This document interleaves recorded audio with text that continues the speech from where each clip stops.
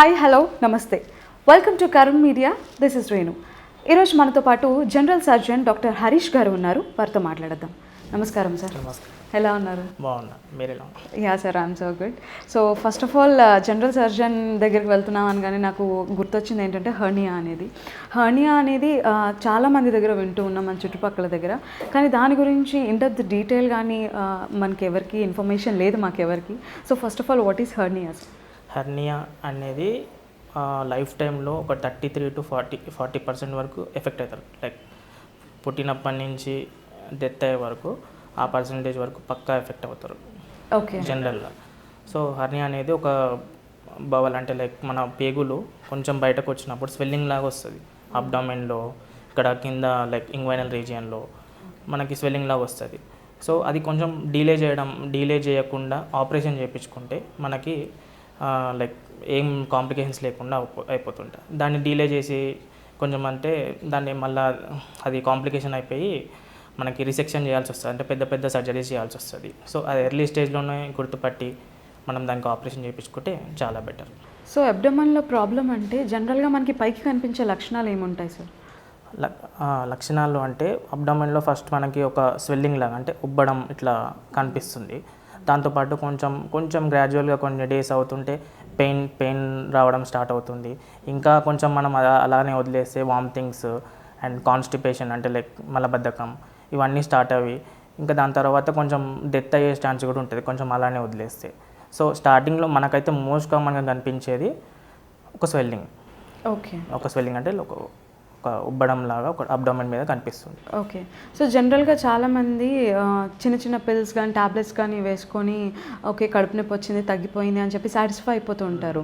So ఈ period ఎంతకాలం ఉంటుంది? కడుపు నొప్పి, వామిటింగ్స్ లైక్ ఎంత పీరియడ్లో జరుగుతుంది? ఇది కడుపు నొప్పి, వామిటింగ్స్ ఇవన్నీ వచ్చినాయి అంటే కంపల్సరీ అది ఆపరేషన్ చేయాల్సిందే హెర్నియాకి. సో హెర్నియాకి మెడికేషన్స్తో తగ్గుతుంది అనేది ఒక భ్రమ అన్నట్టే.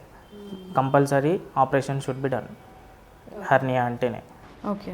సో ఏ ఏజ్ గ్రూప్ వాళ్ళు ఎక్కువ ఎఫెక్ట్ అవుతుంటారు? పుట్టినప్పటి నుంచి ఎండ్ ఏజ్ వరకు, ఓల్డ్ ఏజ్ వరకు అందరికీ హెర్నియా ఎఫెక్ట్ అవుతుంది. But different types of hernia అనమాట. పుట్టినప్పుడు లైక్ పుట్టగానే అంబలికల్ హెర్నియా అని ఉంటుంది, అలాంటిది ఒక 2 years వరకు ఉంటుంది. దాని తర్వాత అదంతలాగే రిగ్రెస్ అయ్యే ఛాన్స్ కూడా ఉంటుంది చిన్నపిల్లలకి. బట్ 2 years తర్వాత ఉంది అంటే మనం దానికి సర్జరీ చేయాల్సి వస్తుంది. లైక్ ఇంగ్వైనల్ హెర్నియాస్ అనేది మోస్ట్ కామన్ అనమాట ఇప్పుడు మనకి ఉన్న దాంట్లో. సో ఇంగ్వైనల్ హెర్నియాస్ ఇండైరెక్ట్ అని, డైరెక్ట్ అని 2 types ఉంటాయి. టూ టైప్స్ ఉంటాయి. సో ఇండైరెక్ట్ హెర్నియా అనేది కొంచెం యంగ్ ఏజ్లో వస్తుంది, కొంచెం ఎక్కువ వెయిట్స్ లేపే వాళ్ళకి అండ్ కొంచెం రన్నింగ్ అండ్ కొంచెం స్విమ్మింగ్ చేసే వాళ్ళకి, అలాంటి జాబ్ చేసే వాళ్ళకి, ఒలింపిక్స్ అట్లాంటి దాంట్లో వాళ్ళకి ఎక్కువ ఇండైరెక్ట్ హెర్నియా వస్తుంది. డైరెక్ట్ హెర్నియా అనేది కొంచెం ఓల్డ్ ఏజ్. అది ఎందుకు అంటే అబ్డామెన్ వీక్నెస్ వల్ల. ఆబ్వియస్గా కొంచెం ఏజ్ అవుతుంటే మనకు అబ్డామెన్ వీక్నెస్ ఉంటుంది. ఆ వీక్నెస్ వల్ల వచ్చే హెర్నియా ఇది డైరెక్ట్ హెర్నియా అంటారు. ఓకే. సో డైరెక్ట్ హెర్నియాలో లైక్ అబ్డామెన్ వీక్నెస్ అవ్వకుండా ఉండాలంటే ఎలాంటి జాగ్రత్తలు తీసుకోవాలి? మనం కొంచెం అబ్డామెన్ వీక్నెస్ అవుతుంది అంటే లైక్ మనం మామూలు రెగ్యులర్ ఎక్సర్సైజ్ చేయొచ్చు, కానీ ఎక్సర్సైజ్ చేసేటప్పుడు కొంచెం అబ్డామినల్ బైండర్ యూజ్ చేయడం. కొంచెం అబ్డామినల్ బైండర్ వేసుకోకుండా చాలామంది ఎక్సర్సైజ్ చేస్తుంటారు జిమ్లో. అలాంటివి చేయకుండా ఉండడం, కొంచెం హెవీ వెయిట్స్ లేపకుండా కొంచెం నార్మల్ మనకు తగ్గట్టు లేపడం, అట్లాంటివి చేస్తుండాలి. ఓకే. సో ఇంకా ఒలింపిక్స్ కానీ స్పోర్ట్స్లో ఉన్న వాళ్ళకైతే ఇంకా మనం వాళ్ళ గురించి చెప్పాల్సిన పనే లేదు. సో వాళ్ళు regular exercise and over exercise కూడా చేస్తూ ఉంటారు ఫిట్నెస్ కోసం, ఫిల్మ్స్ స్టార్స్ కానీ వాళ్ళు కానీ. బట్ అందరికీ వచ్చే ఛాన్స్ ఉండదు కదా. సో వచ్చిన వాళ్ళైతే కంపల్సరీ వాళ్ళు హెర్నియాకి ఆపరేషన్ చేసుకోవాల్సి అయితే కంపల్సరీ ఉంటుంది. ఇండైరెక్ట్ హెర్నియా వస్తుంది వాళ్ళకి, సో చేయించుకోవాల్సి వస్తుంది హెర్నియాకి ఆపరేషన్. సో వాళ్ళైతే డైరెక్ట్గా ఎక్కువ స్ట్రెస్ ఉంటుంది కంపల్సరీ వాళ్ళ ఫీల్డ్స్కి సంబంధించి. లైక్ వాళ్ళు ఎలాంటి జాగ్రత్తలు తీసుకోవాలి? వాళ్ళు కంపల్సరీ ఈ బైండర్స్ అనేది కంపల్సరీ యూజ్ చేయాలి బిఫోర్, అంటే లైక్ ఏ వెయిట్స్ లేపినా ఏది చేసినా బైండర్స్ అనేది కంపల్సరీగా యూజ్ చేసి వాళ్ళు ప్రివెంట్ చేసుకునే ఛాన్స్ ఉంటుంది. ఓకే. సో మన లైఫ్ స్టైల్ కానీ మన ఫుడ్ హ్యాబిట్స్ కానీ దీని మీద ప్రభావితం చూపిస్తాయా? ఫుడ్ హ్యాబిట్స్ అంటే లైక్ మోస్ట్లీ కాన్స్టిపేషన్ కూడా ఒక వన్ ఆఫ్ ద కాజ్ అనమాట. ఇప్పుడు ఆబ్వియస్గా కాన్స్టిపేషన్ ఉంది అంటే అబ్డామినల్ ప్రెషర్ ఇంక్రీజ్ అవుతుంది. అబ్డామినల్ ప్రెషర్ ఇంక్రీజ్ అయిందంటే ఈ హెర్నియా అబ్డామినల్ వాల్ వీక్నెస్ అయ్యి దానివల్ల హెర్నియా వచ్చే ఛాన్స్ ఉంటుంది. సో అది కూడా ఒక టైప్ ఆఫ్ లైక్ కాన్స్టిపేషన్ కూడా మనకి ఇంపార్టెంటే. ఓకే. సో అది కూడా ప్రివెంట్ చేసుకుంటే మనకి హర్నియా వచ్చే ఛాన్స్ తగ్గుతుంది. ఓకే. సో కాన్స్టిపేషన్ అనేది ఈజీలీ క్యూరబుల్ కదా, లైక్ ఒక అంటే సర్టెన్ ఏజ్ వరకు మనకి డైట్ అవన్నీ కొంచెం మనం మాడిఫికేషన్ చేసుకోవాలి. లైక్ నాన్ వెజ్ ఏదైనా తగ్గించుకోవడము అండ్ పీచు పదార్థాలు ఎక్కువ తీసుకోవడము, ఇంకా ఏదైనా నాన్ వెజ్ అనేది చాలా తక్కువ తీసుకోవడము, ఇవన్నీ చేస్తే కొంచెం మనకి కాన్స్టిపేషన్ అనేది తగ్గుతుంటే వాటర్ ఎక్కువ తీసుకోవడము, రెగ్యులర్ హ్యాబిట్స్ బౌల్ హ్యాబిట్స్ ఉంటే ఏం కాదు. ఒకవేళ దాన్ని అశ్రద్ధ చేసినట్లయితే ఇంకా తర్వాత హర్నియా అటాక్ అయ్యే ఛాన్సెస్ ఉంటాయి. ఓకే. సో వాటికి మెడికేషన్స్ ఏంటి సార్, ట్రీట్మెంట్ ఎలా ఉంటుంది? హర్నియాకి మనకి ఒక్కొక్క దానికి ఒక్కొక్క ట్రీట్మెంట్ ఉంటుంది. ఇంగ్వైనల్ హర్నియా అనేది అంటే మెష్ చేస్తున్నాం మనం అబ్డామిన్ ఓపెన్ చేసి ఒక మెష్ అంటే లైక్ ఫాల్స్ వాల్ లాగా క్రియేట్ చేస్తాం, ఒకటి క్రియేట్ చేసి మనం టైటన్ చేస్తాం సో దట్ మనకి మళ్ళీ రాకుండా ఉండడానికి. అండ్ బవల్ అనేది ఇప్పుడు బయటకు వచ్చిన పేగు లోపటి పెట్టేసి దెన్ మనం దాని మీద మెష్ చేస్తాం అనమాట. Mesh important. ఇప్పుడు చేసే మనం హర్నియోప్లాస్టీ అని సర్జరీ ఉంటుంది, హర్నియోప్లాస్టీ చేస్తున్నాం ఇప్పుడు. Okay, hernioplasty surgery. Okay. So దీని గురించి ఎంత అవగాహన ఉంటుందంట? ఇప్పుడు లేటెస్ట్గా చాలా టెక్నిక్స్ వచ్చినాయండి. లైక్ మోస్ట్లీ ఇప్పుడు ల్యాప్రోస్కోపిక్లో చేస్తున్నాము. సో చాలా సింగిల్ ఇన్సిషన్స్ లైక్ చిన్న ఇన్సిషన్స్తోని. అప్పుడు కొంచెం బిఫోర్ అయితే మనం మొత్తం ఓపెన్ చేస్తుండే. ఓకే. ఇప్పుడు అందరూ ల్యాప్రోస్కోపిక్లో చేస్తున్నారు. చాలా ఈజీ మెథడ్, అంటే పొద్దున్న చేసి నైట్ కూడా వెళ్ళిపోవచ్చు, అలా ఉంది ఇప్పుడు. ఓకే. సో ఆ తర్వాత లైక్ వన్స్ ఈ సర్జరీ తీసుకున్న తర్వాత ఎలాంటి జాగ్రత్తలు తీసుకోవాలి? సేమ్ అండి, మళ్ళీ మనం ఆబ్వియస్గా సేమ్ ఇది బైండర్ యూజ్ చేయడము, అబ్డామినల్ బైండర్ యూజ్ చేయడము, ఏవైనా మనం హెవీ వెయిట్స్ లేపకపోవడము, ఇలాంటివన్నీ. హెవీ వెయిట్స్ లేపినా అంటే మళ్ళీ వచ్చే ఛాన్స్ కూడా ఉంటుంది హర్నియా. సో ఇలాంటి ఎక్సర్సైజ్ ఇట్లా విగ్రస్ ఎక్సర్సైజ్ చేయడము ఇలాంటివి చేయొద్దు ఆపరేషన్ అయినాక. ఓకే. సో ఆ తర్వాత అయితే కట్టడి చేసుకోవాలి. అంతే చేసుకో. ఓకే. సో హర్నియాలో టైప్స్ ఉంటాయని చెప్పారు కదా, like which is more dangerous అంటే ఇప్పుడు టైప్స్ అంటే మోస్ట్ కామన్ అంటే ఇప్పుడు ఇంగ్వైనల్ హర్నియా, ఇన్సిషనల్ హర్నియా ఉంటుంది. ఎప్పుడైనా ఆపరేషన్స్ అవుతుంటాయి, అంటే ప్రెగ్నెన్సీ లేడీకి ఆపరేషన్స్ అవుతుంటాయి. అక్కడి నుంచి అక్కడ ఆ వాల్లో వీక్ అవ్వడం వల్ల మనకి బవల్ అనేది లోపల ఉన్న విస్కస్ అంటే లైక్ పేగు అనేది బయటకు వస్తుంది కదా, సో అలాంటిది. అండ్ ఇంగ్వైనల్ హర్నియా అనేది ఇప్పుడు అక్కడ చెప్పినట్టు లైక్ డైరెక్ట్ ఇండైరెక్ట్ అట్లుంటాయి. బట్ డేంజరస్ అనేది ఫెమోరల్ హర్నియా ఉంటుంది. ఫెమోరల్ హర్నియా అంటే కొంచెం ఫీమేల్స్లో మోస్ట్ కామన్ అనమాట. లైక్ ఇంగ్వైనల్ ఏరియాలోనే ఉంటుంది, గ్రాయిన్ ఏరియాలో. అదేంటంటే జల్దీ వచ్చిన కొన్ని రోజులనే సీరియస్ అయ్యే ఛాన్స్ ఉంటుంది. వేరే హర్నియాస్ ఏంటంటే కొన్ని ఇయర్స్తో పాటు జస్ట్ స్వెల్లింగ్ లాగా కనిపిస్తుంది. బట్ ఈ ఫెమోరల్ హర్నియా ఏంటంటే వచ్చిన కొన్ని మంత్స్లోనే సీరియస్ అయ్యే ఛాన్స్ ఉంటుంది. అంటే సీరియస్ అయ్యి ఆ పేగు అక్కడికి వెళ్ళి మొత్తం అబ్స్ట్రక్షన్ లాగా ఫామ్ అవ్వడం, వామిటింగ్ స్టార్ట్ అవ్వడం, ఇవన్నీ స్టార్ట్ అయ్యి ఇప్పుడు అక్కడ పేగు మొత్తం బ్లడ్ సప్లై తగ్గిపోయి ఆపరేషన్ ఇమీడియట్గా ఎమర్జెన్సీలో ఆపరేషన్ చేయాల్సి వస్తుంది అట్లాంటి కేసెస్. సో అట్లాంటి కేసెస్ చాలా డేంజరస్. సో ఏ హర్నియా అయినా మనం నెగ్లెక్ట్ చేయకుండా స్టార్టింగ్లోనే మనం ఆపరేషన్ చేసుకునేటట్టు చూసుకోవాలి. ఓకే. సో వీటి అన్ని టైప్స్లో కూడా వాటి లక్షణాలు ముందుగానే మనకు తెలుస్తూ ఉంటాయా సార్, లేదంటే ఫైనల్ స్టేజ్ వచ్చే వరకు కూడా మనకి అర్థం కాని లక్షణాలు ఉండే హర్నియా టైప్స్ కూడా ఉంటాయి? ఫస్ట్లో మనకి కనిపించేది ఏ హర్నియాకైనా మనకి స్వెల్లింగ్ అనేది కనిపిస్తుంది కంపల్సరీగా. దాంతోపాటు కాఫ్ ఇంపల్స్ అంటారు, కొన్ని క్లినికల్గా కొన్ని టెస్ట్లు ఉంటాయి. క్లినికల్గా మనకు తెలిసినప్పుడే ఆపరేషన్ చేయించుకుంటే బెటర్. అంటే యంగ్ ఏజ్లో ఆబ్వియస్గా ఎర్లీగా ఆపరేషన్ చేయించుకుంటే బెస్ట్. ఒక 80 years 70 years ఉన్నప్పుడు ఆపరేషన్ కాకుండా కొంచెం వాళ్ళని మానిటర్ ఫాలో అప్ లాగా చేసుకున్నా బెటర్ అనమాట. వాళ్ళకి ఇంట్రెస్ట్ లేనప్పుడు ఆపరేషన్ 80 yearsలో వాళ్ళకి ఆపరేషన్ వద్దు అనుకున్నారంటే సో కొంచెం వాళ్ళని ఫాలో అప్ చేసుకొని అట్లా చేసుకుంటే బెటర్. ఓకే. సో జనరల్గా లేడీస్లో జెంట్స్లో ఎవరు ఎక్కువ ఎఫెక్ట్ అవుతూ ఉంటారు? మీ దగ్గర ఏ కేసెస్ ఎక్కువ వస్తుంటాయి? మోస్ట్లీ మా దగ్గర అయితే మేల్స్లో ఎక్కువ వస్తుంటారు. వాళ్ళే జనరల్ ఇంకా ఇంగ్వైనల్ హర్నియా మోస్ట్ కామన్గా వస్తుంటారు. ఫీమేల్స్లో అంటే మోస్ట్గా ఇప్పుడు ప్రెగ్నెన్సీలో LSCS కేస్ తర్వాత ఇన్సిషనల్ హర్నియాస్ వస్తుంటాయి, అది మోస్ట్ కామన్గా వస్తుంటారు ఫీమేల్స్లో అయితే. ఓకే.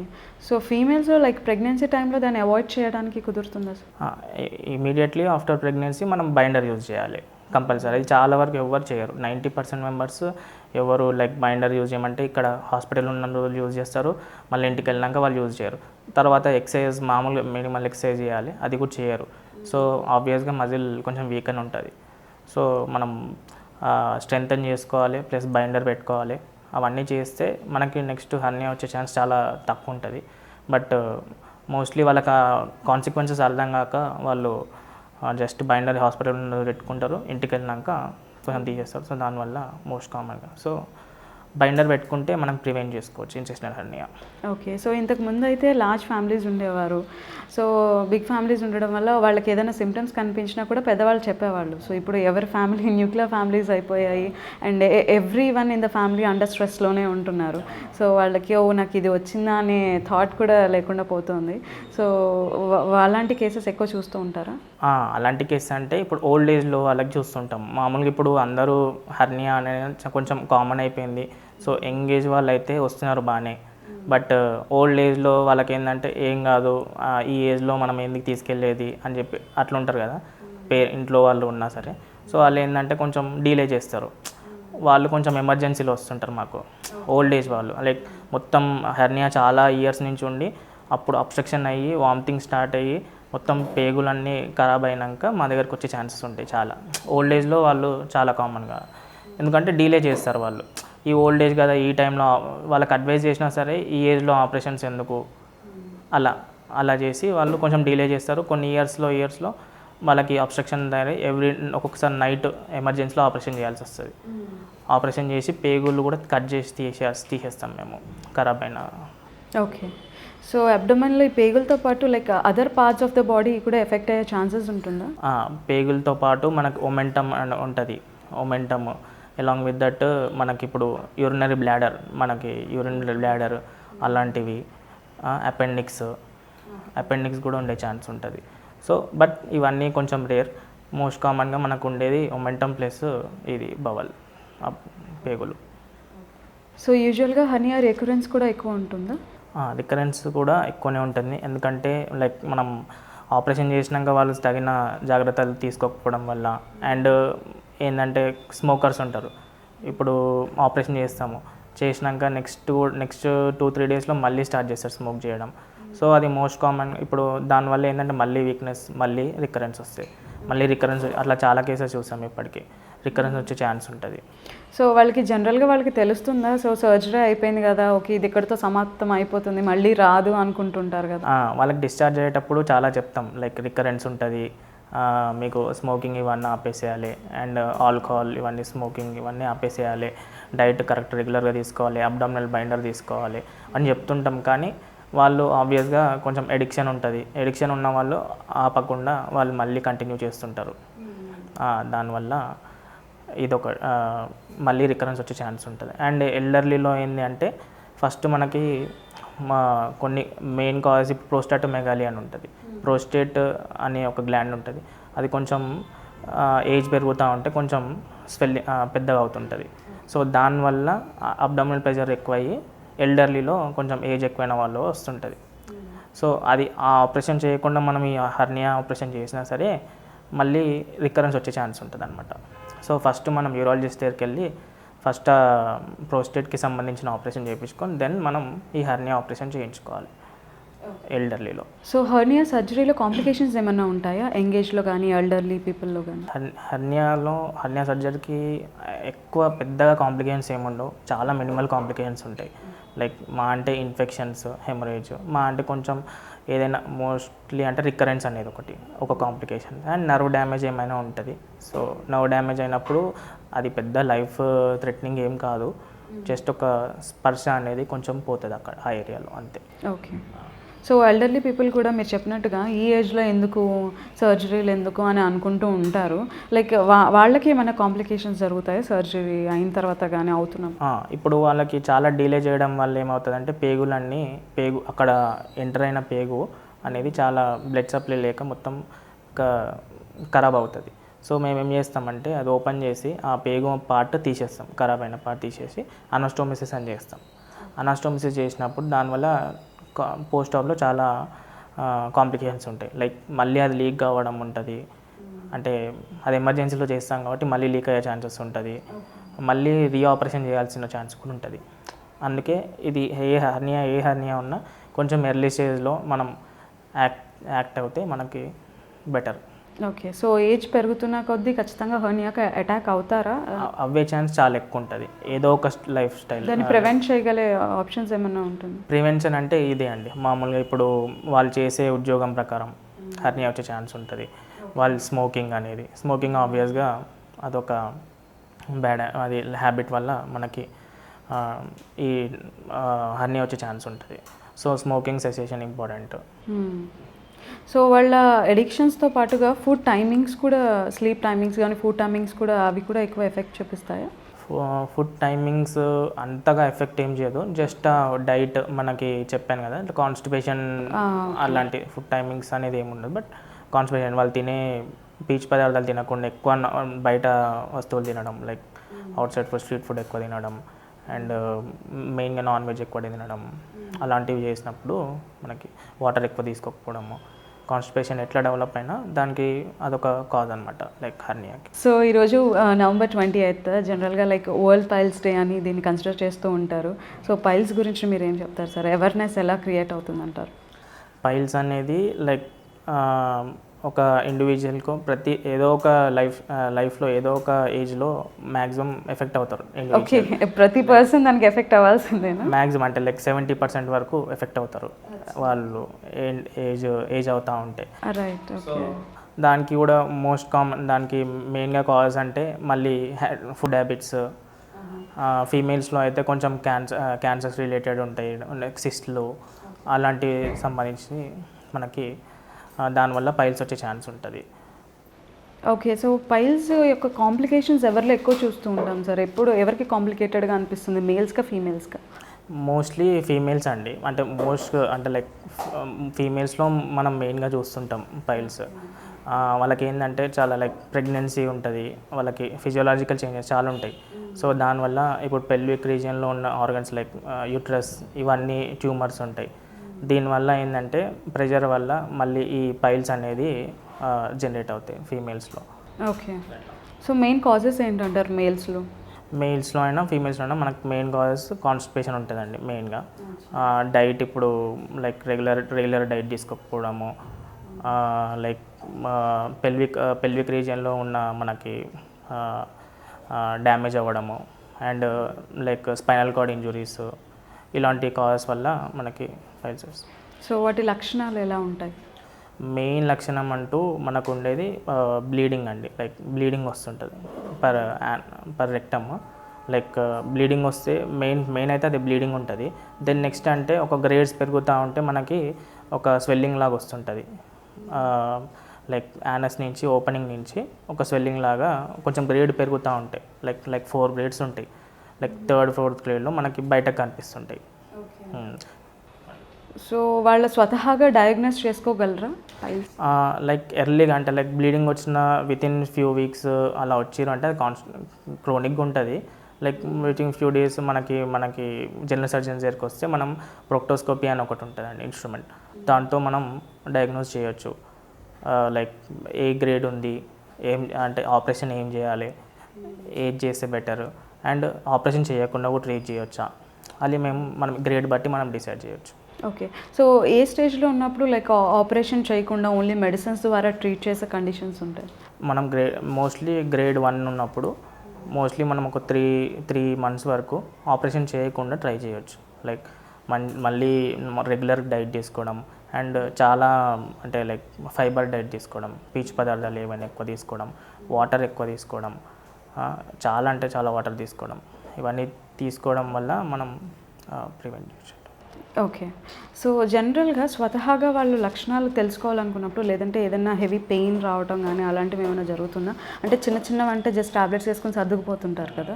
సో లేదు ఇది డాక్టర్ దగ్గరికి వెళ్ళాల్సిన కాంప్లికేషన్ అని తెలియటానికి ఏ లక్షణాలు కనిపిస్తాయండి? మెయిన్గా బ్లీడింగ్ అండి. బ్లీడింగ్ వచ్చిందంటే కంపల్సరీ వాళ్ళు ఆబ్వియస్గా డాక్టర్ని కన్సల్ట్ అవుతారు.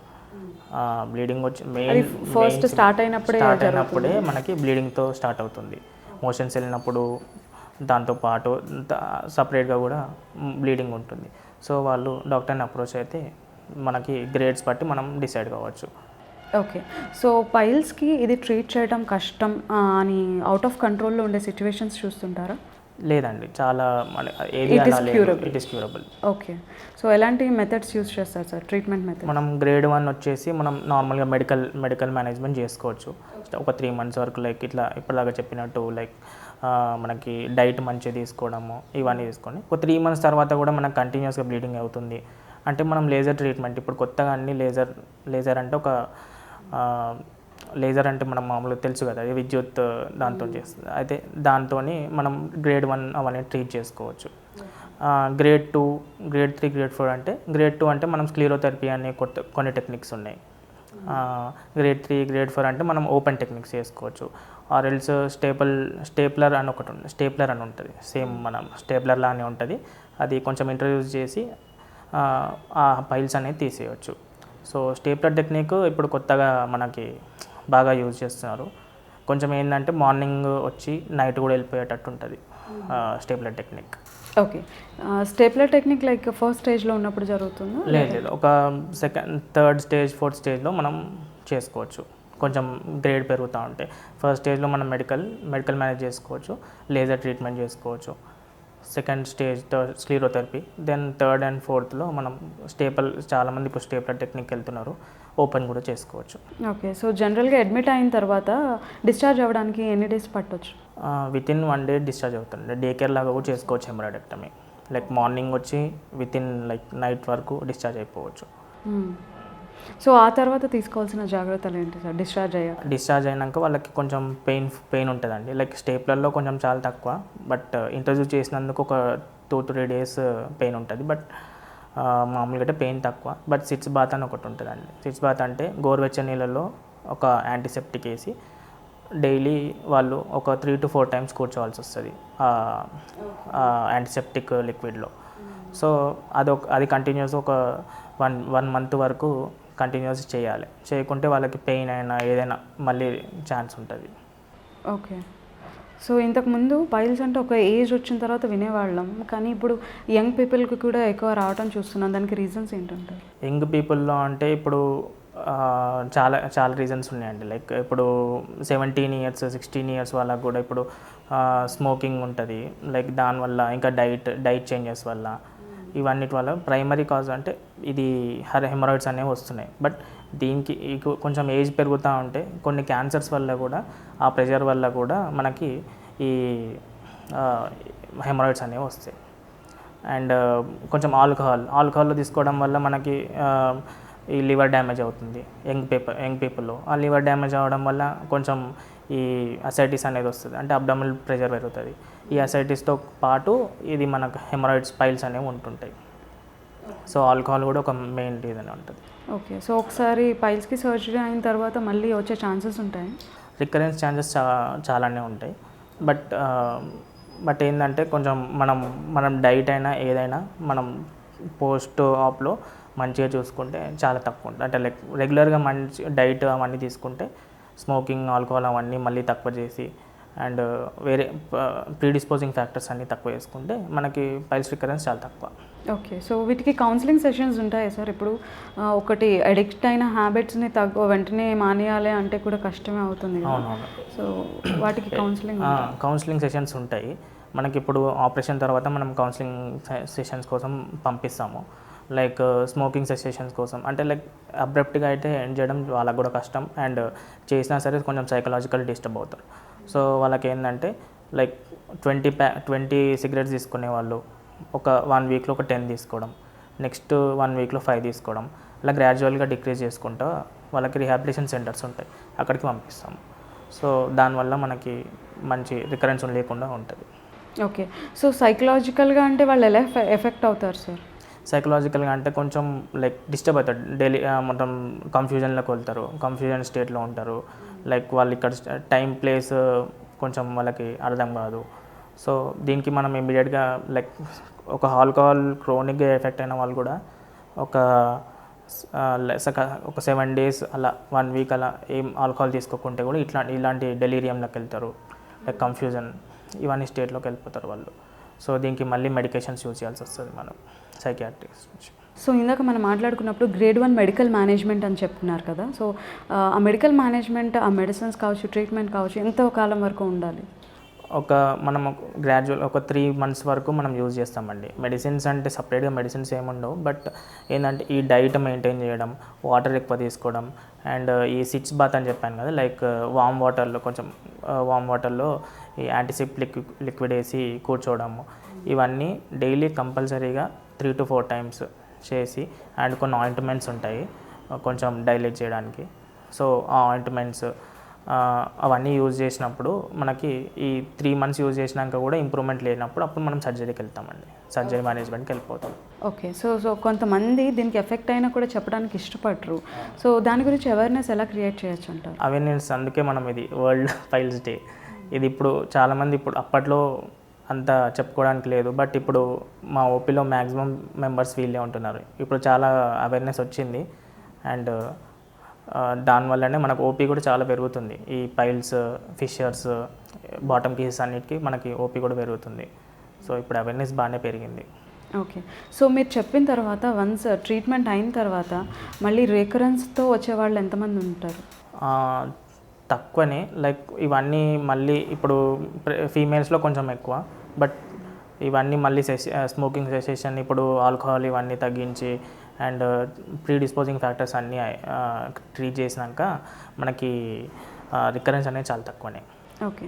సో ఈ పైల్స్ వలన అదర్ కాంప్లికేషన్స్ వచ్చే ఛాన్సెస్ ఏమన్నా ఉంటాయా సార్? పైల్స్లో బ్లీడింగ్ ఉంటుందండి, బట్ అది అలానే వదిలేసి కొంతమంది ఇప్పుడు మీరు చెప్పినట్టు లైక్ కొంచెం డాక్టర్ దగ్గర రావడానికి కొంచెం ఇబ్బంది పడతాడు. సో వాళ్ళు ఏంటంటే బ్లీడింగ్ అవ్వడం వల్ల చాలా ఎనీమియా వస్తుంది. ఎనీమియా వచ్చినప్పుడు ఏమవుతుందంటే కొంచెం బ్రెత్లెస్నెస్ వస్తుంది. లైక్ వాళ్ళు ఆబ్వియస్గా బ్లడ్ తక్కువైనప్పుడు చాలా బ్లడ్ తక్కువవుతుంది, అంటే లైక్ 2-3 వరకు కూడా వెళ్ళిపోతుంది బ్లడ్ హిమోగ్లోబిన్. సో ఆ స్టేజ్లో మనకి కార్డియాక్ ప్రాబ్లమ్స్ వస్తాయి అండ్ వేరే ఇప్పుడు డిస్నియా వస్తుంది. సో ఆ స్టేజ్ వరకు రాకుండా ఉండాలి, లైక్ ఆ స్టేజ్ వరకు రాకుండా ఉంటే బెటర్. అదే మెయిన్ రిస్క్ ఫ్యాక్టర్ ఉంటుంది. ఓకే. సో ఫీమేల్స్లో ఎలాంటి కాంప్లికేషన్స్ చూస్తుంటాం? ఫీమేల్స్లో కూడా సేమ్ అండి, అలాంగ్ విత్ ఇప్పుడు ఈ పైల్స్ ఉంటుంది, దీంతో పాటు వాళ్ళకి మనకి మెన్స్ట్రల్ బ్లీడ్ కూడా ఉంటుంది. సో దీనివల్ల ఈ 2 types ఆఫ్ బ్లీడ్స్ వల్ల వాళ్ళకి ఏంటంటే హిమోగ్లోబిన్ చాలా తగ్గిపోతుంది. వాళ్ళకి కూడా అరౌండ్ వాళ్ళకి 2-3 వస్తుంది. దానివల్ల మళ్ళీ కార్డియాక్ ప్రాబ్లమ్స్, ఎవరికైనా కాంప్లికేషన్స్ ఒకటే, బట్ ఫీమేల్స్లో ఇంకొంచెం ఎక్కువ. వాళ్ళకి రెగ్యులర్ మెన్స్ట్రల్ బ్లీడ్ అవుతుంటుంది కాబట్టి ఆ బ్లడ్తో పాటు ఈ బ్లడ్ అట్లా. Okay sir, thank you so much for giving information and giving your time. Thank you.